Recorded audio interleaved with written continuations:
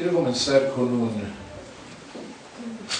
breve resumen, yo diría, de la historia del desarrollo de la Iglesia,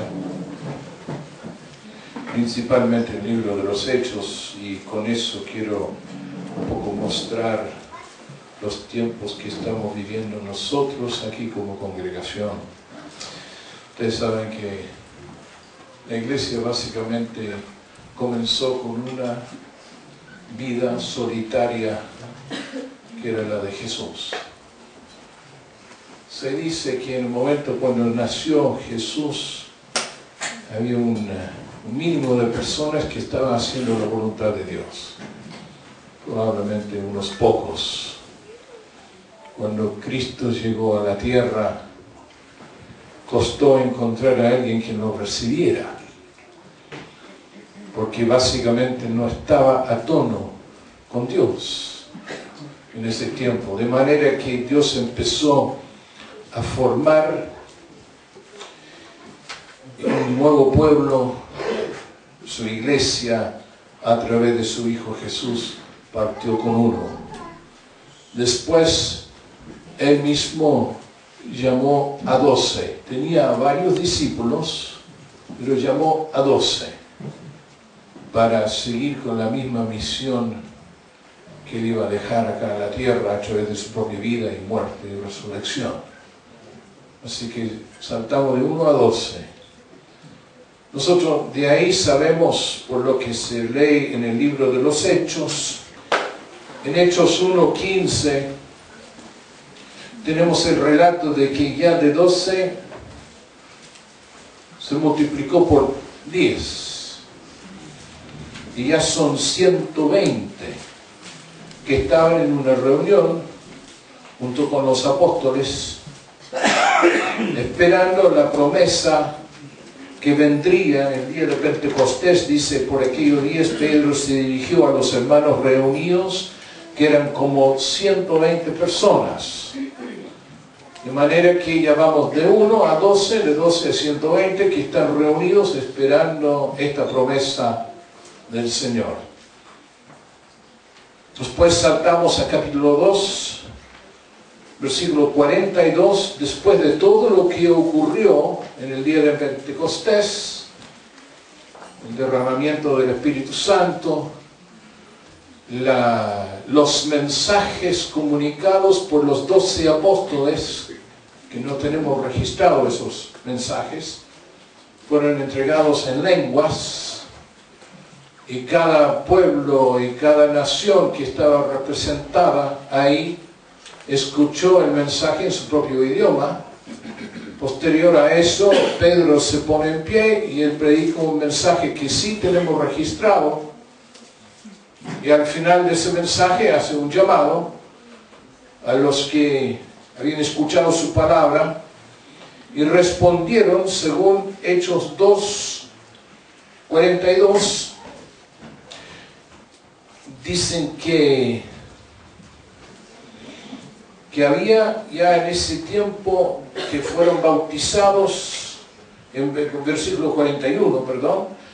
Así pues, los que hicieron caso de su mensaje fueron bautizados, y aquel día se agregaron a los creyentes los seguramente 132, 120 más los 12 apóstoles y tal vez uno que otro más. Se agregaron a eso un número de 3.000 personas en un solo día. De manera que pasamos de 1 a 12, 12 a 120, 120 a más de 3.000 en Hechos capítulo 2. Y hay una nota interesante acá en el versículo 42 hasta versículo 46, que habla de la consolidación de este grupo en un cuerpo que ya se reunían y compartían sus cosas y vivían unánimes juntos y pasaban su tiempo en el templo y en las casas partiendo el pan, alabando al Señor. De manera que este grupo, que ya eran como individuos reunidos por Jesús, ya se consolidó en un grupo que tenía ya identidad, había empezado con una práctica, empezaban a vivir con alegría y sencillez de corazón. Y después llegamos al versículo 47, que afirma que alababan a Dios y eran estimados por todos, y cada día el Señor hacía crecer la comunidad con el número de los que Él iba llamando a la salvación. Este ya no es un número definido, sino que después de 3,000 personas, ya todos los días entraba gente a esta comunidad en Jerusalén. Posterior a eso, nosotros tenemos que ya después de un mensaje, se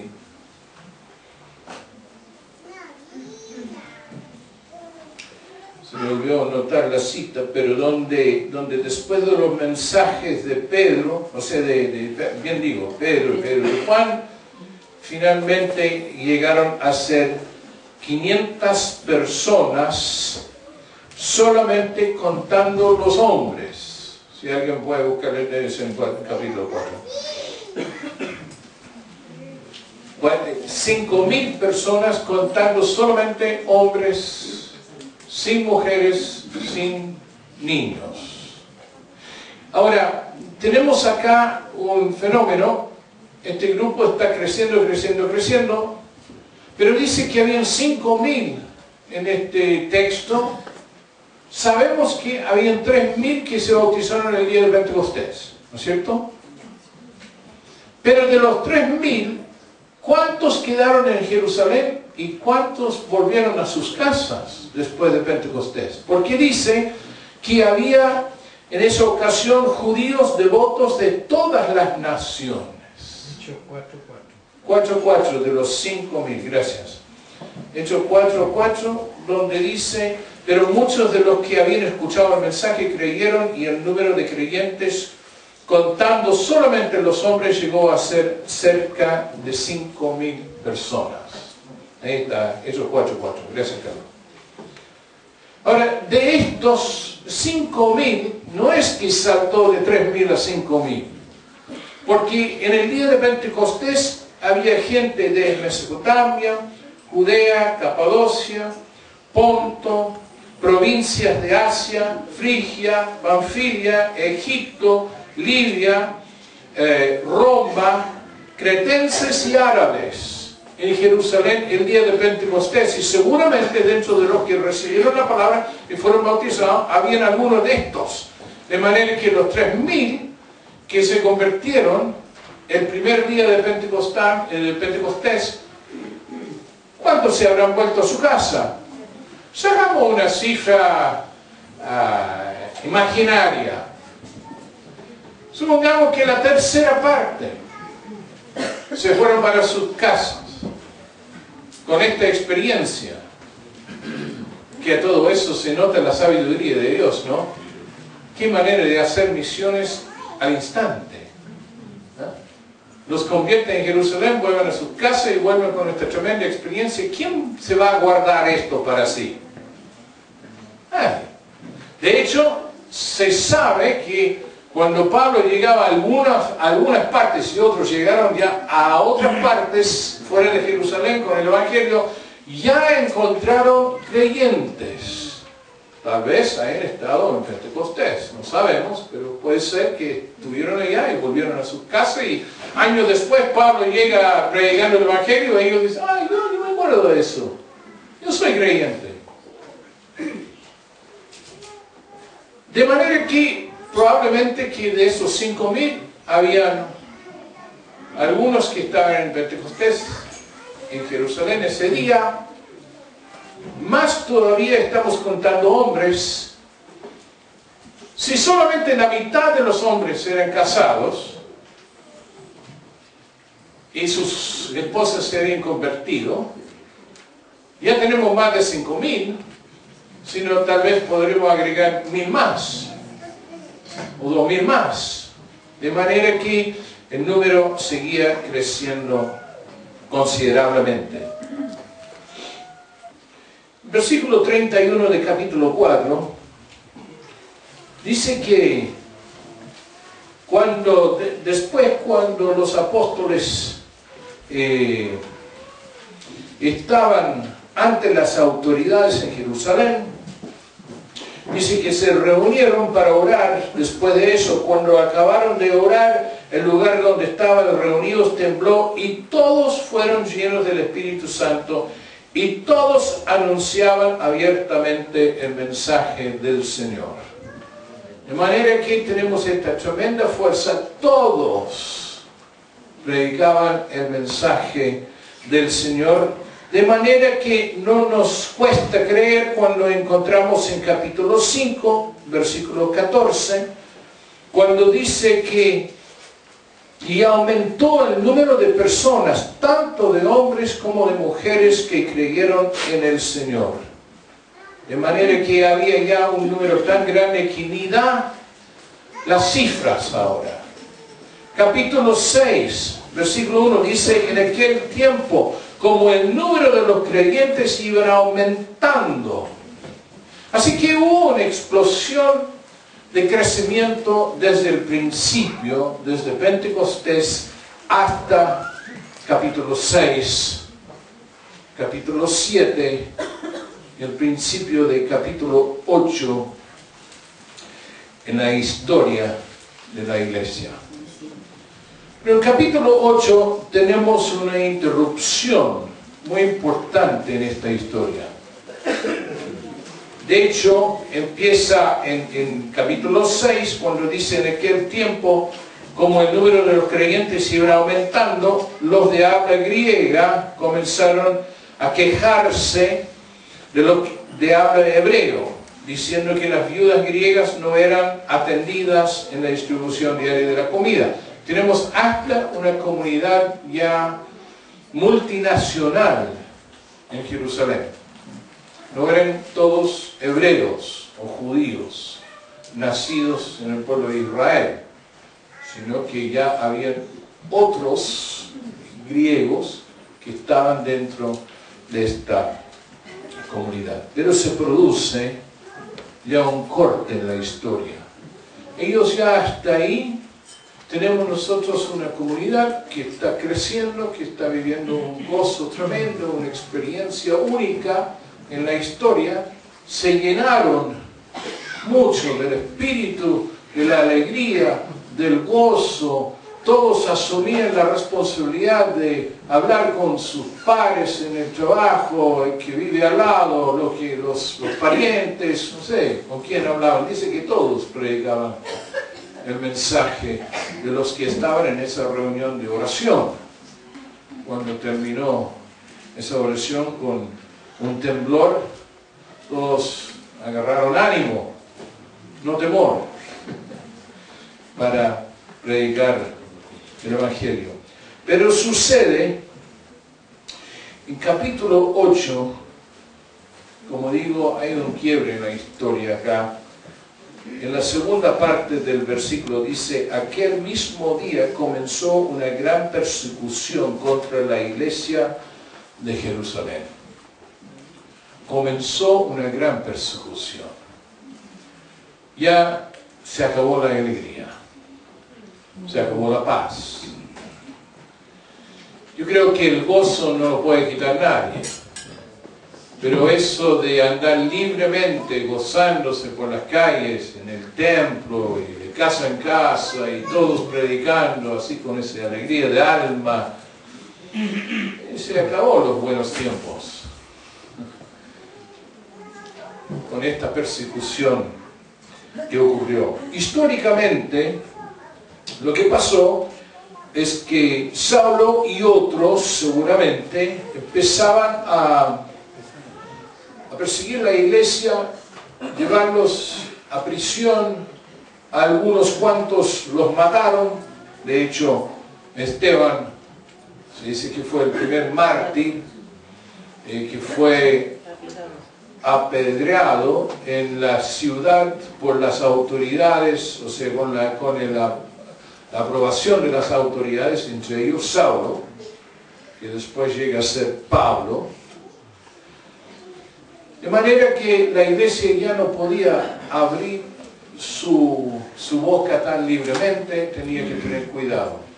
Pero eso no era todo, sino que ya era insostenible vivir en Jerusalén siendo discípulo del Señor, siendo parte del camino.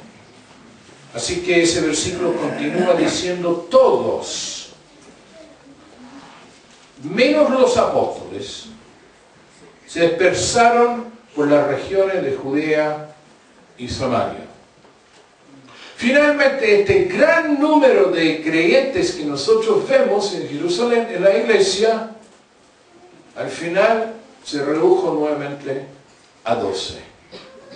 Los apóstoles se quedaron en Jerusalén, los demás se fueron. Eso es lo que pasó históricamente. Espiritualmente, lo que ocurrió es que la iglesia que nació en Pentecostés con un gran milagro de Dios, Dios había invadido la historia una segunda vez. La primera vez fue con Jesús. Para este marco, digo, la primera vez fue la invasión con Jesús. Después, tal como dijo Jesús, iba a mandar a otro. Y ese otro, el Espíritu Santo, y Dios nuevamente invade la historia del hombre con esta presencia divina, tal como en el caso de Jesús vino a cambiar la historia del hombre. La iglesia nació, creció, maduró, se consolidó, desarrolló un estilo de vida admirable por todos, y hasta el día de hoy en la iglesia muchos quisieran volver a vivir la experiencia de Hechos capítulo 1 hasta capítulo 6. No son muchos los voluntarios para vivir lo que sigue después de capítulo 6. Ahí cuando decimos que queremos vivir como la primera iglesia, hay que definir a qué se refiere. Se refiere a la primera iglesia en los primeros años, hasta capítulo 6, porque ahí estaba todo bien. Después de capítulo 8, incluyendo 6 y 7, las cosas se ponen bien complicadas y la gente se va de la región, y nosotros creemos eso fue también parte de lo que Dios tenía en mente, o tal vez no, para la extensión del Evangelio. Ahora, después de capítulo 8, sin embargo, hay una recuperación de números impresionante. Y esto es el punto que yo quiero mencionar. Todo lo anterior ya lo hemos visto en otras ocasiones, que partió la iglesia, primeramente una pre-iglesia, por decirlo así, de 120, después saltó a 3.000, después a varios más, después a 5.000, incluyendo sacerdotes, y después a un número que no ni siquiera daban cifras, porque ya era tan grande el grupo. Finalmente llega el capítulo 8 y queda reducido la congregación de Jerusalén. Escúcheme bien, la congregación de Jerusalén, la comunidad en Jerusalén quedó ya con 12 nuevamente, los apóstoles. Todos, dice la Escritura, y cuando la Escritura dice todos, tenemos que entenderlo por lo que dice. Todos se fueron menos los apóstoles. Se fueron a Judea y a Samaria. Pero hay algo interesante en esto. Si nosotros vamos al capítulo 9, versículo 26, 9:26, dice que en el entretanto Saulo es convertido. Conocemos bien la historia, como Dios se encontró con él en el camino, quedó ciego, tenía que llevarle a una casa, estuvo ahí, y yo me imagino desde la perspectiva de él, del principio, esperando no sabía qué. Dios tenía algo en mente, manda el profeta, le dice que fue el Señor que hizo esto y que fue mandado para que Pablo se bautizara, lavando sus pecados. Y de ahí, Saulo, que ya es Pablo, empieza a predicar el Evangelio.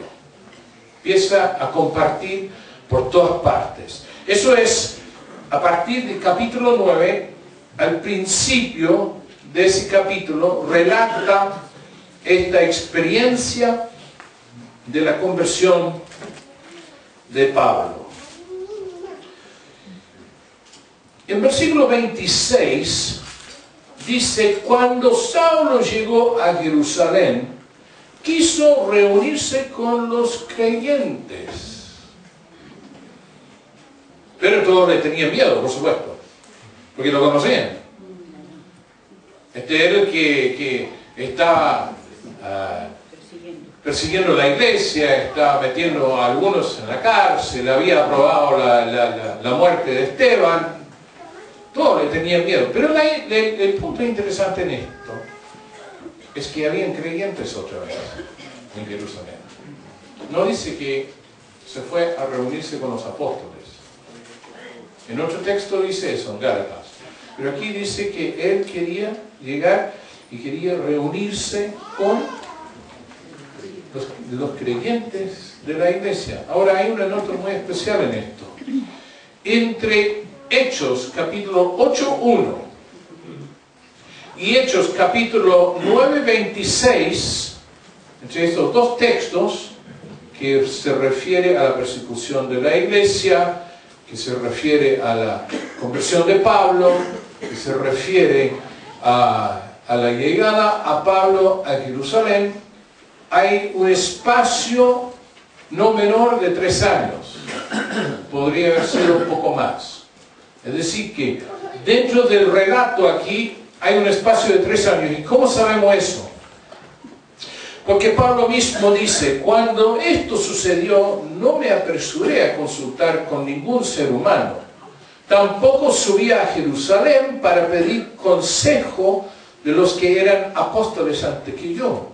En cambio, me fui a la región de Arabia y después regresé a la ciudad de Damasco. Luego de 3 años más tarde fui a Jerusalén para conocer a Pedro. Y me quedé 15 días con ellos. El único otro apóstol que conocí en esos días fue Santiago, el hermano del Señor. Declaro delante de Dios que no es mentira lo que les estoy escribiendo. De manera que se convierte en Damasco, se va a Arabia, se vuelve a Damasco, y después de 3 años de su conversión, llega a Jerusalén y se encuentra con ¿qué? ¿12 apóstoles? No, con creyentes.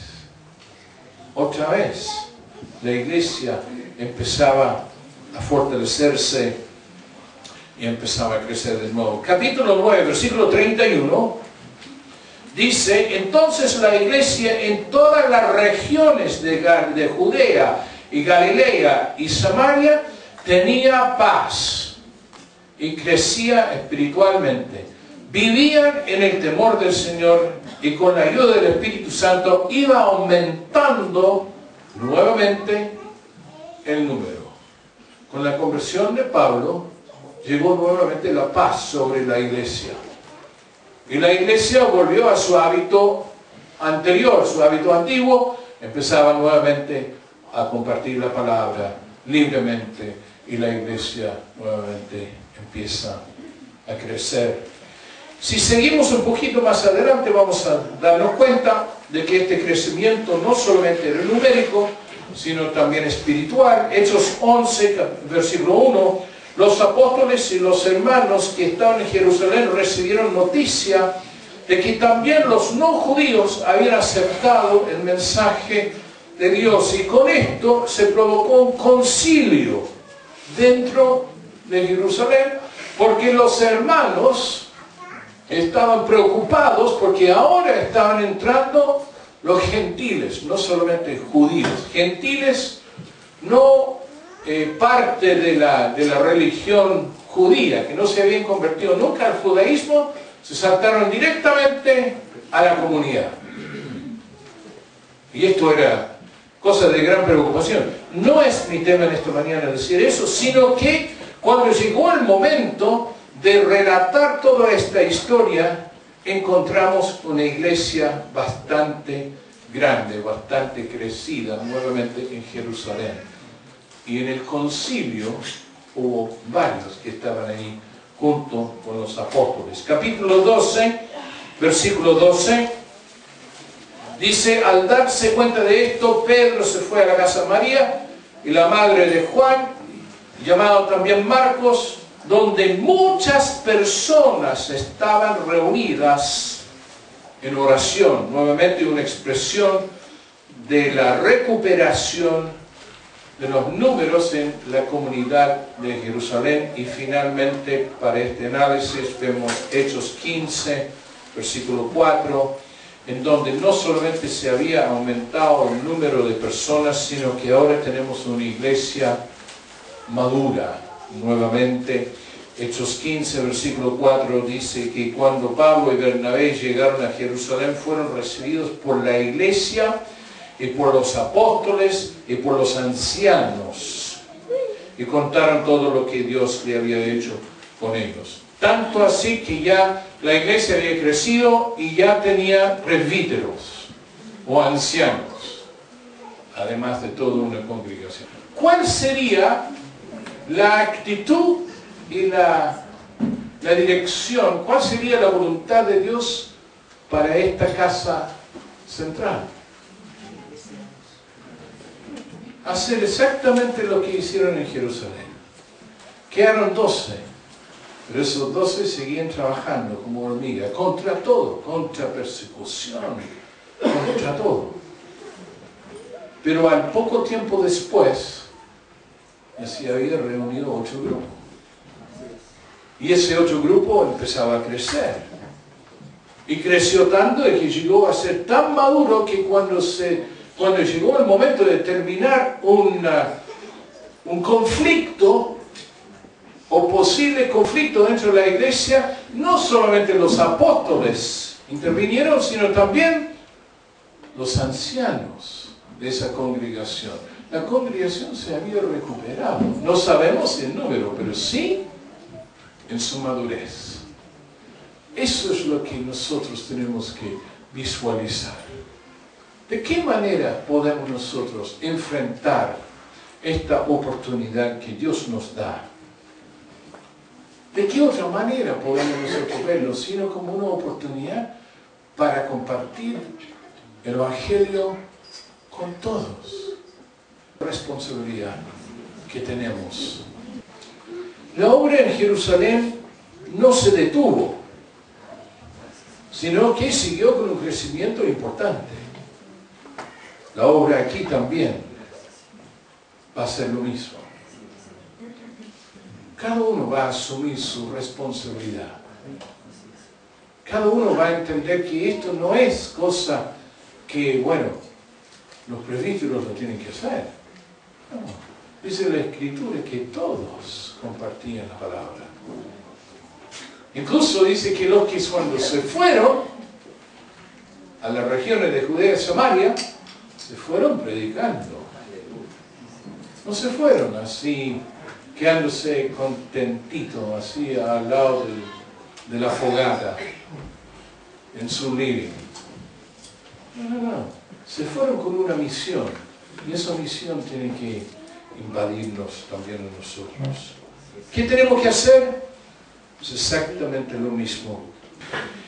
El etíope que había estado en Jerusalén, que volvía a su casa, ¿se acuerdan de la historia que el Espíritu mandó a Pedro para hablar con él, digamos, para que pudiese Felipe, para hablar con él, digamos, para que pudiese conocer el Evangelio y convertirse?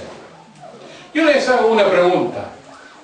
¿Es capaz Dios de convertir ese etíope sin Felipe? ¿Tiene la capacidad Dios de hacerlo? Me pongo en el caso de Cornelio y Pedro. Cornelio está orando y hasta recibió una visión de Dios. ¿No es capaz Dios en medio de esa visión convertir a Cornelio? Pero ¿saben que Dios no opera así? Dios usó a Felipe, usó a Pedro, Te va a usar a ti, te va a usar a mí. Amén. Nosotros somos la solución que Dios da a este mundo. La primera solución que Dios envió a este mundo fue su Hijo. La segunda solución que Dios envía al mundo son sus hijos. Hasta en eso somos parecidos a Jesús. Hasta en eso somos parecidos, semejantes al Señor. Amén. Eso es lo que tenemos que meter acá, y lo tenemos que meter acá, y lo tenemos que aplicar, lo tenemos que vivir. La obra de Dios sigue. Y la obra de Dios la va a hacer Dios a través de nosotros. A través tuyo, a través mío. A través de todos. Amén. Amén.